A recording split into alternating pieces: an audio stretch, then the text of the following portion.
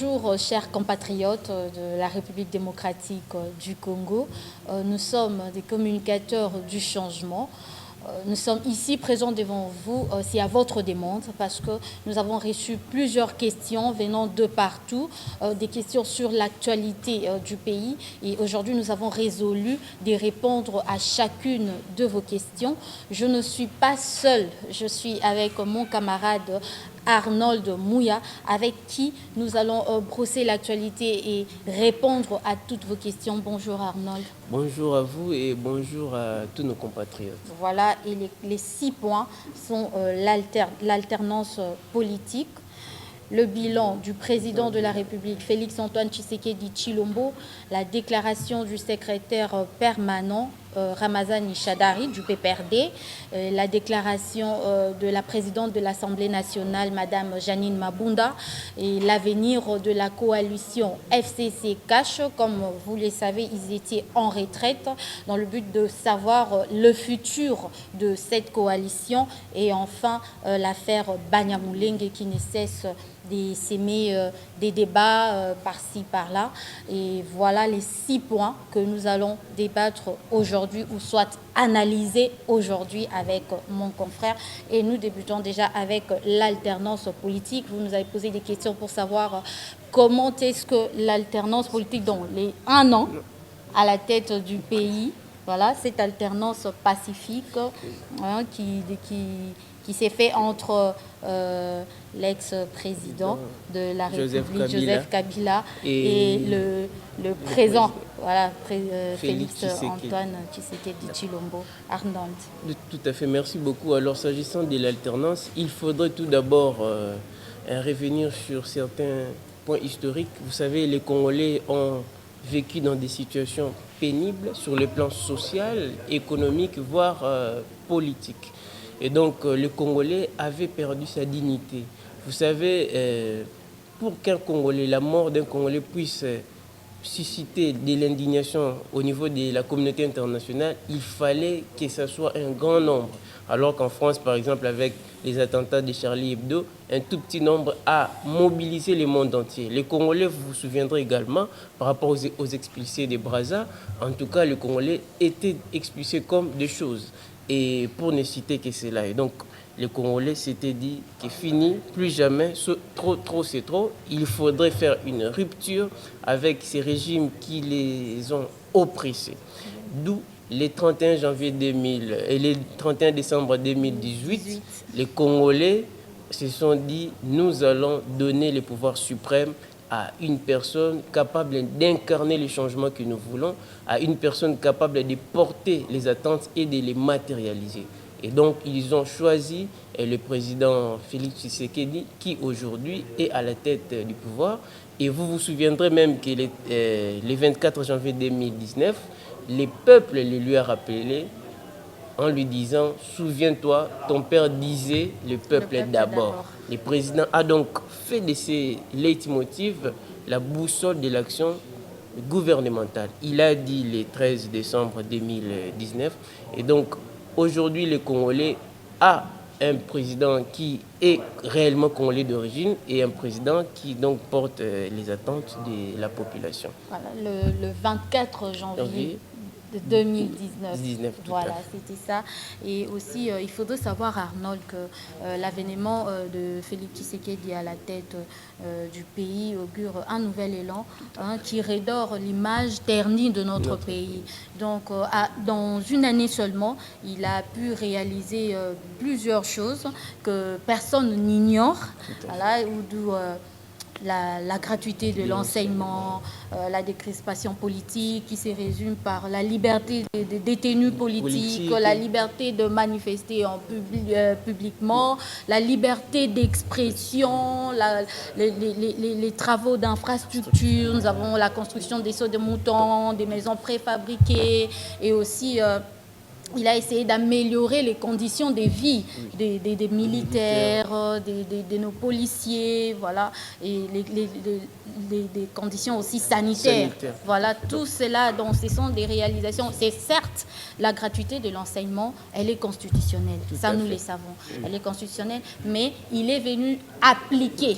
Voilà, il a appliqué, donc c'est à lui qu'on doit l'applicabilité de la gratuité de l'enseignement, si on peut le dire ainsi. Et moi, je pense que c'est une personne à encourager et non à chercher à déstabiliser. Voilà, c'est une personne vraiment à encourager parce qu'en une année seulement, nous avons fait 18 ans. Pendant 18 ans, tout ce que je viens de citer n'a pas pu être réalisé. Voilà. Et lui, il arrive en une année seulement, il réalise ce que nous avons tant déploré dans le régime passé.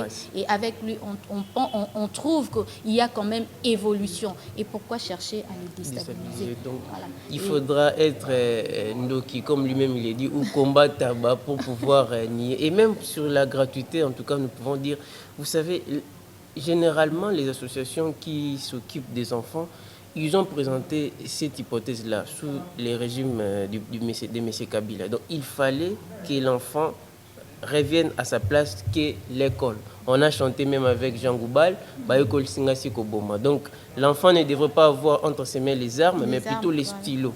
Et donc le président est venu répondre à une très grande attente populaire. Et donc vous n'avez qu'à aller dans des orphelinats pour voir que ces orphelins aujourd'hui ont accès facile à l'instruction. Et même à l'est du pays, donc les enfants partent maintenant à l'école. Et pour justement conforter cette politique-là, le président a fourni aussi des efforts pour pouvoir éradiquer les groupes armés afin que les enfants ne soient plus enrôlés dans ces groupes armés. Voilà, et que les enfants ne soient pas empêchés d'aller à l'école parce qu'il arrivait qu'au moment où ils se dirigent vers l'école, c'est en ces moments qu'ils sont enlevés et enrôlés dans l'armée. Voilà. Des groupes voilà, il y a une évolution sur ce point, mais ce qui est tellement déplorable, nous constatons qu'il y a des discours par-ci, par-là, contre le chef, voilà, des discours contre les chefs de l'État. S'il faudrait citer le discours d'abord le discours de Chadari. Voilà, le discours du Chadari qui est secrétaire permanent du PPRD. Il a fait un discours incendiaire, si on peut le dire ainsi, en disant qu'il va paralyser les pays si on touche à un individu alors que son dossier est déjà en justice. Il ne peut pas comment on peut dire, sous-estimer le pouvoir judiciaire. Voilà, il ne peut pas le sous-estimer. Il doit laisser la justice faire son travail. Il ne peut pas se substituer à la justice. Voilà, et il s'est mis à dire qu'il va paralyser. Et dans son discours, on sent des propos tribalistes. Voilà, des propos tribales, voilà, des propos tribales, si je peux le dire ainsi. Parler toujours du Katanga. Il faudrait engager toute la République dans un discours. Lorsqu'on se focalise sur une province, parce qu'il parle de la CNCC qui est au Katanga, de la GECAMINE qui est au Katanga, voilà. Et à quoi fait-il allusion? Donc il revient un peu les idéologies régionalistes qu'on a déplorées dans le passé. Et donc ça, c'est très dangereux pour lui. Un responsable ne pouvait pas tenir ce genre de discours, raison pour laquelle les institutions lui ont clairement démontré que nul n'est au-dessus de la loi. Vous avez vu qu'on lui a arraché son passeport. Et donc, je crois que la justice devrait prendre au sérieux et un peu toucher à cette affaire pour lui démontrer réellement encore qu'il ne sera plus question à des dignitaires de ces rangs-là de tenir ce genre de propos. Voilà, il n'est pas au-dessus des institutions, il n'est pas au-dessus de la loi. Et aussi, Arnold, il y a une question qui nous était parvenue sur la déclaration de la présidente de l'Assemblée nationale, Madame Janine Mabunda, voilà, qui s'attaquait au chef de l'État. Elle s'est attaquée visiblement au chef de l'État. Mais s'il faudrait d'abord revenir au discours du chef de l'État, s'il faudrait donner une petite précision, les chefs de l'État avaient parlé au conditionnel. Tout à fait. Voilà, les chefs de l'État avaient parlé au conditionnel et il avait bien dit qu'il n'a aucune intention de dissoudre les parlements. Il a été très clair. Mais si on le pousse à les faire, si on le pousse à bout, il pourra alors le Les- dissoudre. Mais il n'avait pas dit qu'il allait dissoudre les parlements. Et nous n'avons pas compris la réaction du président, de la présidente de l'Assemblée nationale, qu'on peut appeler Une réaction, agitation voilà, épileptique. voilà, Donc, c'est un agitation peu... épileptique, comme tu le dis. Hein, et le cadre aussi n'était pas propice, donc approprié pour sortir ce genre de déclarations. Et le chef de l'État est une institution. Et tout discours du chef de l'État, qu'il soit public ou privé, il doit être débattu au Parlement et non dans cet endroit. Donc c'était un lieu, c'était, je crois, l'échange des vœux des administratifs du Parlement. Et c'est là qu'elle a tenu ses propos. Et elle n'a pas été, en tant que présidente de l'Assemblée, d'une institution législative, elle devait être l'église au milieu du village. Mais nous constatons que elle a une tendance au fait, elle se range du côté de sa famille politique, voilà. Et là, elle enfreint les règles institutionnelles, si on peut le dire ainsi, voilà. Et en tout cas, je pense que c'est d'ailleurs à cause de cela que nous, communicateurs du changement, avions demandé la démission, la démission parce qu'elle devait démissionner. Et ça, c'est un manque du respect. Un manque de respect à l'endroit du chef de l'État qui est une institution. Voilà, et la raison pour laquelle nous avons demandé sa démission. Voyons voir où est-ce que ça va aboutir. Il faudra lui faire pression puisque les discours, comme vous l'avez dit, les propos du président de la République ne peuvent être sujets à débat, que ce soit à l'Assemblée ou au Sénat. Le président est irresponsable devant le Parlement.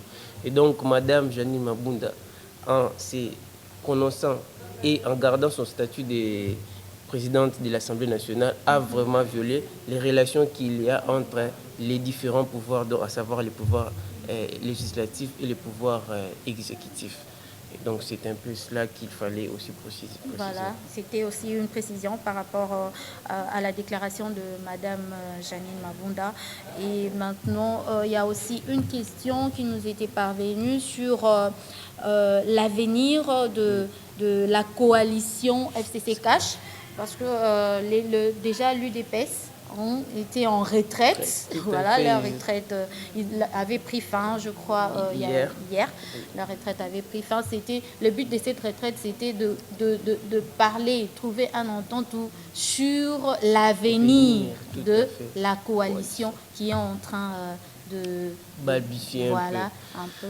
Tout à fait, au regard de certaines déclarations inappropriées. Et donc, nous pouvons le constater lorsque l'on analyse un peu la situation. On se dit que oui, le président a toujours sa main tendue. Le président est toujours prêt à travailler avec tout le monde.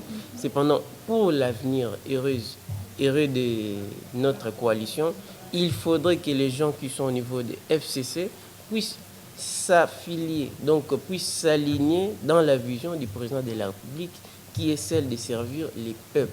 Et donc, s'il s'érige en mur pour bloquer, barrer la route à la réalisation du président de la République, eh bien, le président a dit qu'il utilisera les stylos rouges. Et donc, cela ne sera pas vraiment approprié pour un avenir meilleur pour la coalition. Et donc, la balle est du côté des gens de l'FCC qui sont d'accord. Donc, c'est à eux, les représentants de l'FCC dans les institutions publiques, c'est à eux de démontrer qu'ils veulent réellement servir la population, parce que le président a manifesté clairement sa volonté.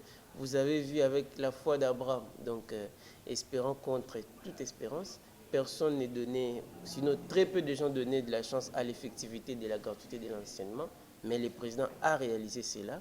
Et donc c'est à eux de s'aligner dans sa vision, puisque nous savons très bien, les Congolais voulaient en finir pratiquement avec ces gens-là. Oui. Mais grâce au président de la République, qui leur a accordé ce que nous avons appelé la miséricorde politique, ils peuvent circuler aisément et vaquer à leurs occupations sans problème, sans être inquiétés. Oui. Et donc c'est à eux de pouvoir un peu revoir leur conduite et de s'acclimater à la vision du président de la République, qui est celle de servir les peuples congolais. Dans le cas contraire, il va tenir son bic rouge. Tout à fait. Et le peuple soutiendra, nous soutiendrons en tout cas l'approche du président de la République. Oui, Arnold, il y a aussi un autre point. Un autre point, c'est l'affaire Banyamulenge. Toujours dans les discours Discours du chef de de l'État l'État à à Londres. Londres. Voilà, Et c'est donc, là qu'il a évoqué cette histoire de de Banyamulenge. Banyamulenge. Et certaines personnes qui ne sont pas assez documentées se sont enflammées et ont commencé à réagir. Les réactions sont tombées de partout. Ils se sont mis à juger le chef de l'État alors qu'ils ne sont pas suffisamment documenté sur cette affaire. C'est cela le problème et nous déplorons un peu la tendance partielle de certains médias, notamment des médias en ligne, qui ont tronqué pratiquement les discours. Ils ont pris une partie du discours et ont laissé l'autre partie pourtant essentielle pour pouvoir éclairer un peu la lanterne. Les discours du président de la République, il a dit, s'agissant des Banyamulenge, il a dit que les Banyamulenge sont des Congolais. Ils ont vécu au Congo de génération en génération et il les a comparés aux Congolais qui sont à Londres. Il a dit, c'est comme vous qui êtes ici, vous avez vécu de génération en génération, vous avez eu des enfants, certains ont épousé des Britanniques, etc. Vous avez reçu la nationalité d'ici. Il serait inapproprié que l'on puisse vous stigmatiser, que l'on puisse vous discriminer. Vous ne serez pas d'accord que l'on puisse jeter à votre garde des actes xénophobes. Et donc, par après, il dit, j'ai rencontré les Banyamulenge. Je leur ai dit que je ne suis et je ne serai pas d'accord à la tendance de prendre les armes et de tuer, d'agresser les paisibles citoyens. Et donc, lorsqu'on lit ces discours dans sa globalité, on comprend. Et moi, j'ai scindé en 3 parties. Donc, la première, quand il dit que ce sont des Congolais. Alors là, l'allusion est faite à la Constitution. Vous savez, lorsque vous lisez l'article 10 de la Constitution, on vous dit « est Congolais d'origine toute personne appartenant aux groupes ethniques et dont les personnes et les territoires constituaient ce qui est devenu donc, la République démocratique du Congo à l'indépendance. » Or, nous savons très bien que les Banyamulenge qui se sont installés à Mulenge l'ont été avant 1960. Et donc, c'est la Constitution qui leur a accordé cela. Et par après, lorsque vous lisez l'histoire, certaines ordonnances leur ont accordé cette nationalité-là. Cependant, par rapport à la deuxième partie, le président dit c'est comme vous, les Congolais qui êtes à Londres. Alors là, le président fait allusion à l'histoire et à la sociologie, puisque la nationalité, c'est aussi une question sociologique. Lorsque l'on voit maintenant sur le plan historique, on comprend que le président voulait également dire qu'ils ne sont pas des originaires, sociologiquement parlant. Donc, ils viennent de l'extérieur et ils se sont installés chez nous au Congo. Et donc, nous savons que les Banyamulenge ont été installés ici avec le concours du Haut Commissariat pour les réfugiés des Nations Unies. Et ils étaient ici en tant que réfugiés, même s'il y a eu des reconnaissances par après. Mais sur le plan historique, ils ne sont donc pas des originaires. Et lorsque vous faites encore une lecture sociologique par rapport à nos ethnies, vous constaterez que les personnes appartenant aux groupes ethniques de chez nous, en République démocratique du Congo, s'identifient généralement, non pas par rapport à la terre, mais par rapport à la langue qu'ils partagent. Raison pour laquelle vous verrez les Baluba, c'est les Tshuluba, les Bakongo, c'est les Kikongo, les Baounde, c'est les Kiwunde, les Banande, c'est les Kinande. Or, avec les Banyamulenge, normalement, ça devrait être les Kimulenge. Mais la langue Kimulenge n'existe pas. Et ils parlent les Kinyarwanda. Donc, ce sont des Banyarwanda, sociologiquement parlant, anthropologiquement parlant. Et cet aspect-là, le président l'a évoqué, mais les gens n'ont pas voulu entrer en profondeur. Par après, le président dit clairement que je les ai rencontrés, je leur ai dit que je ne serais pas d'accord avec la tendance de prendre les armes. Et donc, le président démontre qu'il est conscient des actes qu'ils ont eu à commettre. Cependant, il dit, mettons un trait à cela, je vous donne la chance de pouvoir vivre paisiblement. Et il leur demande de se comporter comme des Congolais. Ouais. Et donc, nous savons, parmi les piliers du président de la République, il prône une société solidaire. Et donc, il veut la solidarité dans notre pays. Et donc, quoi de plus normal de pouvoir émettre un tel discours pertinent et très responsable. Voilà. Et Arnaud, il y a aussi un autre point que les gens oublient, hein. Beaucoup plus la population voulait ce que les chefs de l'État disent qu'ils ne sont pas des Congolais, mais en tant que garant de la nation et rassembleur, il ne peut pas tenir des propos séparatistes qui vont pousser à la xénophobie. Parce que une fois qu'ils diraient qu'ils ne sont pas des Congolais, et je ne sais pas, peut-être le même soir ou même le jour suivant, les Congolais allaient tenir des armes, peut-être les Congolais allaient chasser de ceux que le chef de l'État appelait des citoyens paisibles, vous voyez. Et pour ne pas pousser, pour ne pas en arriver là, raison pour laquelle le chef de l'État a calmé la population pour leur dire qu'ils sont Congolais. Ils sont Congolais, mais ils ne sont pas originaires. Voilà, donc. Ils sont Congolais, mais pas originaires. Et donc, les gens devraient plutôt, n'est-ce pas, comment enclencher des processus pour, par exemple, comment réviser l'article 10. Puisque l'article 10 parle de 1960, on pourrait peut-être revenir à la date de référence, qui est 1885.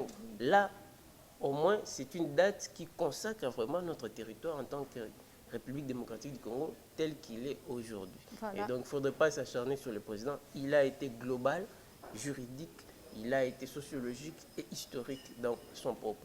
Voilà. Et tous les propos qu'il a tenus, il s'est référé à la Constitution. À la Constitution. Voilà. Il n'a rien inventé. Ça, c'est pour éclairer. Et Arnaud, est-ce qu'il y a possibilité de faire un petit résumé sur tout ce que nous avons dit, sur les questions que nos compatriotes qui nous suivent de partout, beaucoup plus la diaspora. Nous avons reçu, en tout cas ce que nous avons reçu, c'est beaucoup plus de la diaspora. Ils ont envoyé les questions, ce qui nous ont pris peut-être en cours. S'il y a possibilité de faire un petit résumé sur tout ce que nous avons eu à évoquer.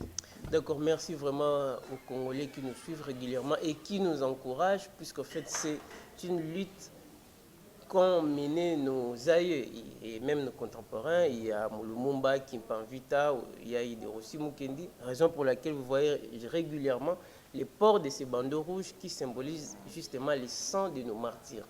Et donc nous avons pris leur lutte et nous continuons cela pour que les changements soient effectifs.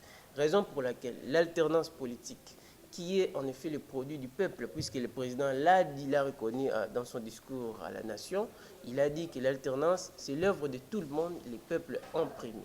Et donc aujourd'hui, le peuple a donné le pouvoir suprême à une personne qui incarne sa volonté, à une personne qui est capable de pouvoir porter et réaliser ses attentes. Cela ne peut que nous réjouir. Et donc, c'est aux Congolais, à nous tous, de pouvoir accompagner, puisque le président, il écoute, il est vraiment à l'écoute de la population, de pouvoir l'accompagner et de barrer la route à toute personne qui se mettrait sur son chemin.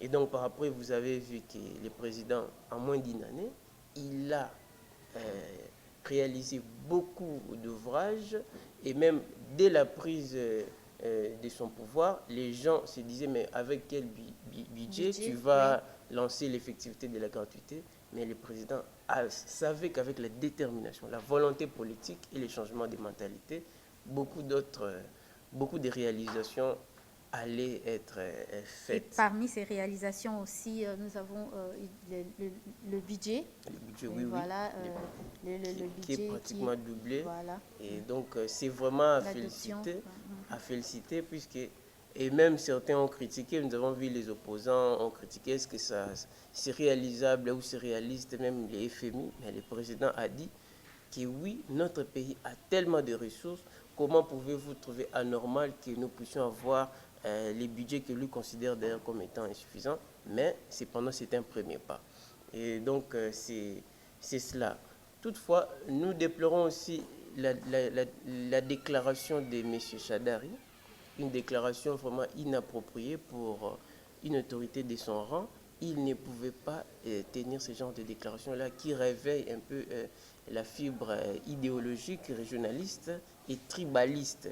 Et donc, c'est à condamner avec énergie. Et donc, nous demandons aussi aux dirigeants de pouvoir vraiment être rigoureux par rapport à ces propos-là, Toutefois, nous avons salué le fait que les institutions lui ont quand même démontré qu'il n'est pas au-dessus de la loi.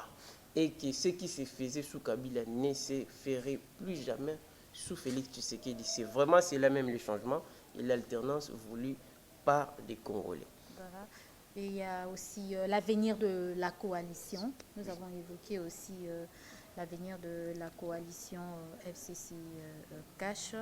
Et nous avions aussi dit qu'ils doivent accompagner, si réellement leur mission est de voir la nation aller de l'avant, ils doivent accompagner le chef de l'État dans son pouvoir, ils doivent accompagner le chef de l'État dans sa mission. Tout à fait.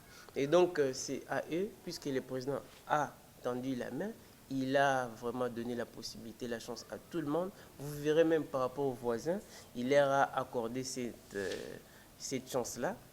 Il sait ce qui s'est passé dans le passé, mais il a dit, j'aimerais que vous puissiez me montrer que oui, vous êtes capable de faire autrement. Et donc, c'est à eux qui revient en tout cas ces fardeaux-là de pouvoir faire en sorte que la coalition persiste, puisque le président l'a dit au Vatican, qu'entre la coalition et les peuples, il choisira les peuples. Et donc, ceux du FCC ne les poussent pas à rejeter la coalition au nom du peuple. Voilà, c'est par ici que nous allons finir ces droits des réponses, si on peut le dire. Voilà. Nous avons répondu aux questions qui nous sont posées par les téléspectateurs qui nous suivent de partout. Ils ont envoyé leurs SMS et tout. Nous avons reçu les messages. Nous nous sommes dit pourquoi pas répondre à leurs questions Oui. et pourquoi pas aussi essayer d'analyser ensemble cette actualité. Et je pense bien que ça ne va pas s'arrêter là. Prochainement encore, nous attendons des questions. Et s'il y a aussi des suggestions par rapport à notre structure, les communicateurs du changement. Voilà, si vous avez des questions, des suggestions, n'hésitez pas à envoyer-les toujours à ces numéros, plus 243 81 75 261 79. Je répète, plus 243 81 75 261 79. Voilà, c'est le même numéro à laquelle vous avez envoyé vos questions. N'hésitez pas, continuez toujours à envoyer vos SMS et tout. À la prochaine.